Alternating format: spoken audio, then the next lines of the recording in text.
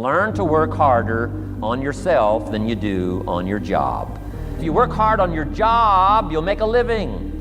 If you work hard on yourself, you can make a fortune.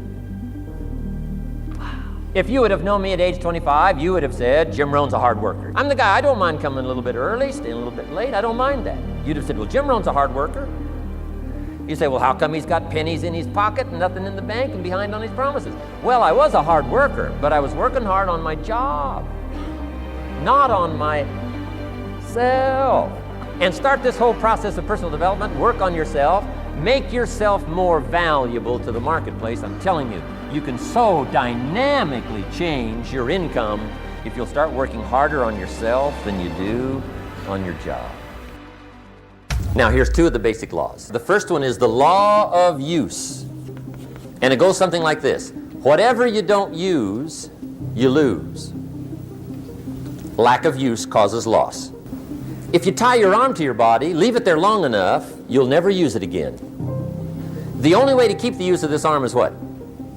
Keep using it. If you quit, you lose automatically. Now, the same thing that goes for your arm goes for your brain, mentality. The same thing goes for all the human virtues. Ambition, unused, declines. Strong feelings, unused, diminish. Faith, unused, decreases. Vitality, unused, diminishes. Energy, unused, decreases. Today, unused is lost. A talent unused is lost. An ability unused is lost. Starting tomorrow, take a new inventory. Make sure that all you've got's being used. Otherwise, you lose. Now, one of the best illustrations of the law of use is a story called the Parable of the Talents. It's a good story. An ancient story. It says there was a master with 3 servants. And he said to the 3 servants, take these talents and see what you can do with them while I'm gone. He said, I'm taking a journey and I'll be gone for a while. When I come back, we'll get together, go over the book, see how you did. He said, here's 5 of these talents for you. 5. Here's 2 of them for you. 2. And here's 1 for you. 1. The servant said, okay, master takes off. According to the ancient story, the master comes back from his trip, and as he said he would, he asks, how did it go with those talents? You were 5. What happened? That servant said, well, a little shaky at first, but he said things finally got rolling. And he said, I poured it on. He said, I doubled my talents from 5 to 10. Books will show. Master said. One heck of a job. Or something like that. He said, I gave you 2 talents. What happened? He said, I doubled my talents from 2 to 4. Books will show. Master said. Well done. He said, I gave you 1 talent. What happened? That servant said, well, I took the talent you gave me and I carefully wrapped it and I dug a hole and buried it so nobody would steal it. And he said, I knew you were going to be here today, so I dug it up. Here it is, safely wrapped. I did not lose it while you were gone. According to the ancient story, the master said, take that talent away from him and give it to the man that's got 10. Now you might say, well, I don't like that arrangement. Remember, I didn't ask you to like it. But this one I would ask you to learn, because it simply means whatever you do not employ, you forfeit. It's a law. So learn well the law of use. Now here's the second one. It's called the law of sowing and reaping. I knew I wasn't reaping too good. That I understood. My problem was I was confused about what was causing it. All you need to know is where the problem is. Then you can go to work on it. Whatever you reap is what you've sown. If you don't like the crop, who do you look up? Answer, whoever planted it. Let me give you 7 key points to the law of sowing and reaping. Number 1, the law of sowing and reaping is negative. That's number 1, which simply means If you sow bad, you reap bad. If you plant thistle seeds, you don't get pumpkins. The law's negative. That's how come. Now here's number 2. The law's positive, which simply means if you sow good, you reap good. If you plant pumpkin seeds, you don't get thistles. You will get pumpkins from pumpkin seeds, and the reason is because the law is positive.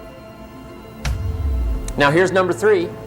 See, you do not reap what you sow, but rather you always reap much more than what you sow.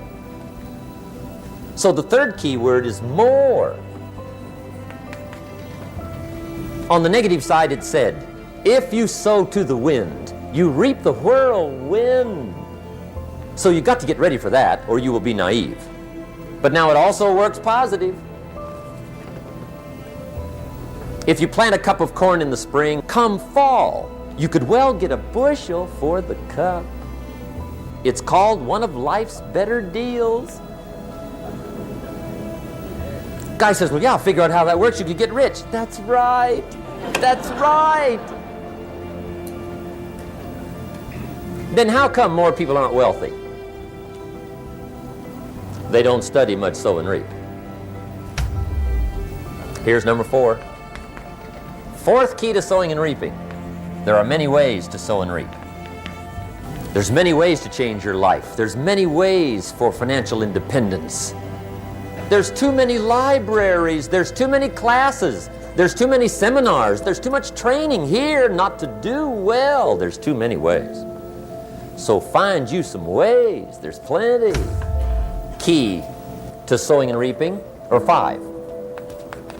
And that key word is anyone. Anyone can sow and reap. Now the question is whether or not you will. Can is not the question. Will is the question. Anyone can. We are all buying somebody's plan. The question is whose? Who's got you talked into your present plan? See, 10 years from now you will surely arrive. The question is, where? But see, anybody, if you want to, can go searching for a good plan, pick it, and start working it. But now's the time to fix the next 10 years. Here's number 6. Number 6 is, you could lose. There are times when you just lose, no matter what you do. The farmer plants his crop in the spring, takes care of it all summer, loves his family, works 10, 12 hours a day, 6, 7 days a week, is an honorable man. Come fall, he's got a beautiful crop, and he deserves every bit of it. But the day before he sends the combines into the field, a hailstorm comes along and beats it all in the ground, which means you lose. Sometimes it's going to hail on your crop and rain on your parade, so you got to get ready for that or you will be naive. That's just part of the life arrangement. But now here's number 7. If you don't sow, what? You don't reap. You don't even have a chance. Get you some sowing going. Some people spend enough TV time to make a fortune. According to the latest article, the average television is on in this country in every household 7 hours a day. I asked a guy one time what his TV cost. He said about $450. I said, you forgot to look at the price tag. That television costs you, in my opinion, at least $12,000 a year. To watch it, not to own it. Owning it's cheap. Watching it is what's expensive.